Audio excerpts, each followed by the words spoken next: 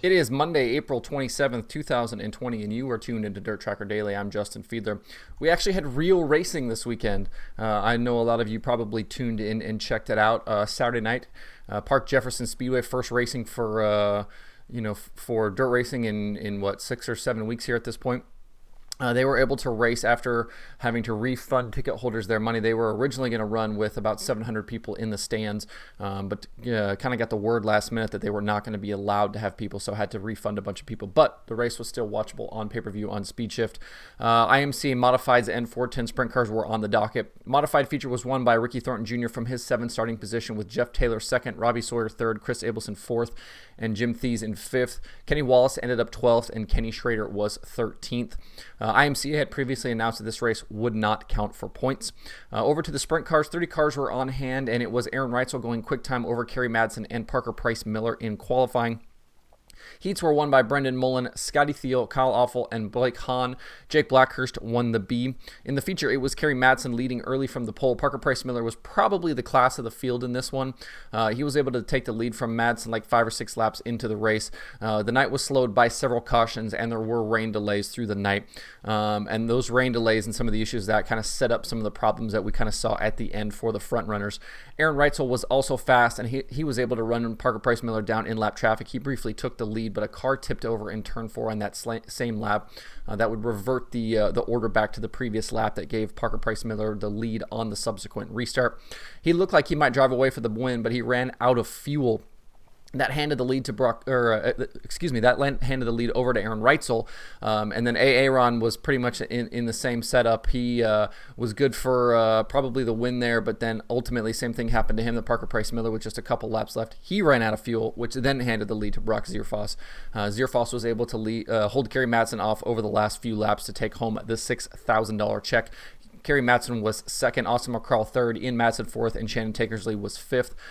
During one of the red flags for rain, the teams were allowed to refuel, and a lot of guys talked about that they had topped it off at that break, but it certainly was not enough for Parker Price Miller and Aaron Reitzel. A lot of talk about the size of fuel tanks and things like that. But interesting night. It's funny to me how how quickly we forget about the situation we're in, and how quickly the complaints about racing and issues with the racing and streaming providers and all of these things kind of resurface just like it's any normal race night. That was definitely the case on Saturday night.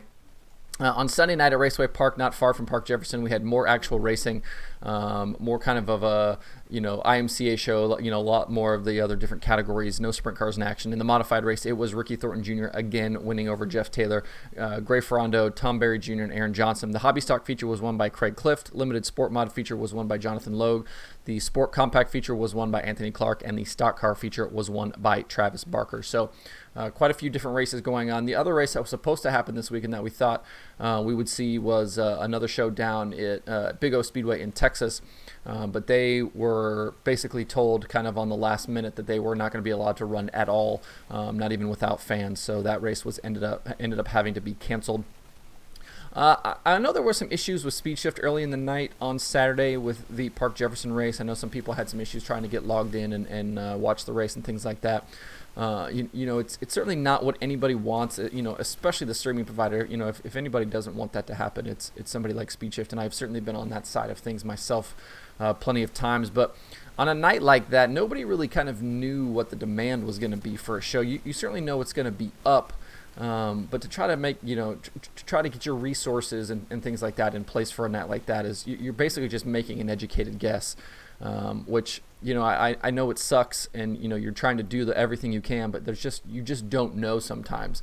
And so, early in the night they had some issues, but they were able to recover. Everybody got in, everybody got to watch.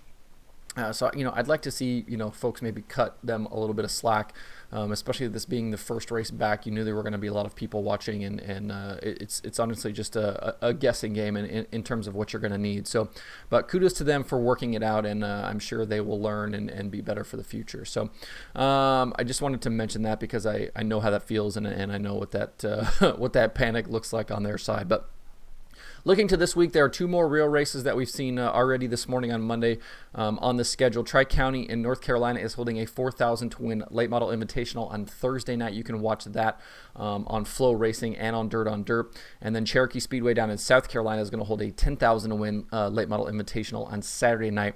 You can watch that show on Speed 51. I think you'll probably see more of these.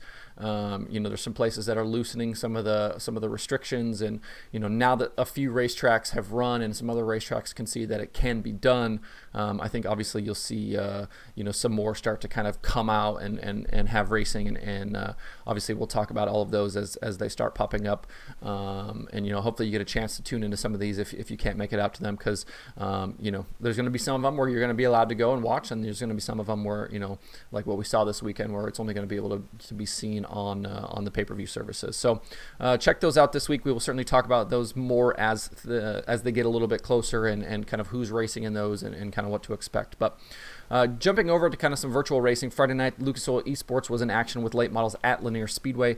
Lanier is a paved track in real life, but iRacing has a dirt version in the sim. Nick Stroop went quick time over Jeremy Pilkerton and Caden Cornell. Heats were won by Corey Gordon, Hudson O'Neill, and Trent Ivey. In the 100-lap feature, it was Corey Gordon leading from the pole. The racing was really good up front, and the race was only slowed by a single caution. Trent Ivey led a few laps, but that front was really kind of dominated by Corey Gordon and Caden Cornell. Once the race settled out, Cornell took control. He stayed at the front until the race got inside of about 20 laps to go. And then Cornell got into lap traffic, and Corey Gordon, who'd been chasing him down kind of the whole time, went back to the lead with about 17 laps left. He drove away from Cornell to win by nearly a second. Jeremy Pilkerton was third, Nick Stroop fourth, and Ricky Thornton was fifth. It was Gordon's first Lucas Oil eSports win and the third different winner they've had in 3 races. The ASCS ran their second iRacing event also on Friday night. 47 cars checked in for qualifying. They ran at Knoxville. Roger Crockett went quick time in qualifying over Dylan Westbrook and Michael Facino. Top 5 was only separated by about 400ths of a second, so super tight there in qualifying. Heats were won by Ray Allen, Cole Hennick, Kevin Fry, Chad Morgan, Colton Hardy, and Billy Rowley. Kevin Swindell won the C and then drove from the back all the way to the front to win the B as well. In the feature, it was a two-way battle up front between Clinton Boyles and Chad Morgan. The two drivers swapped the lead over the first 20 laps, with Morgan taking control on lap 22. Boyles looked like he was going to run him back down with only a few laps left, but he and a few other drivers actually ran out of fuel. That let Chad Morgan drive away to a 4-second win over Cameron Key, Justin Cox, Austin O'Neill, and Chase Randall. O'Neill drove up from a 24th place starting position for that top 5 finish. There was only one caution in the race, and I'm sure some of those guys probably figured they would get a few more caution laps, which is why some of those guys ran out of fuel.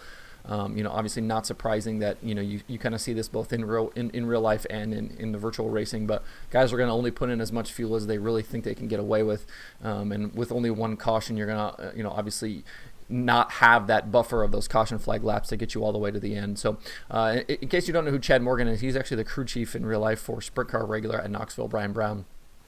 So pretty neat there to see Chad grab that win. I believe this is his second win kind of in virtual racing in Knoxville. He won a couple of weeks ago for some of the Knoxville stuff that they're running on their own for iRacing as well. But the World of Outlaws have announced they will run iRacing Invitationals on CBS Sports Network this Tuesday night.